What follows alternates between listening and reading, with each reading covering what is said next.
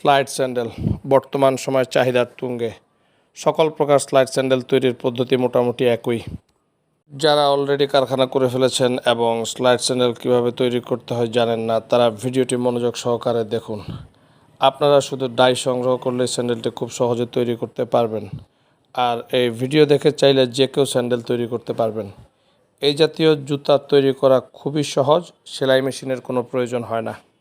আমি আমার চ্যানেলে বিভিন্ন রকমের নতুন নতুন জুতার ভিডিও দিয়ে থাকি নতুন উদ্যোক্তাদের ধারণা দেওয়ার জন্য।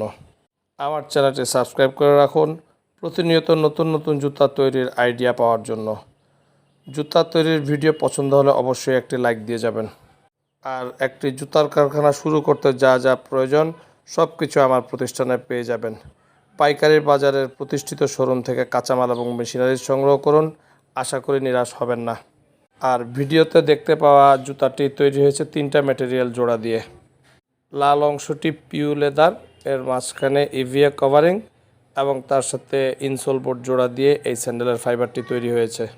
আর পিউ লেদারটি কেটেই শুধু আপার তৈরি করা হয়েছে। সম্পূর্ণ ভিডিওটি মনোযোগ সহকারে দেখুন, আশা করি উপকৃত হবেন।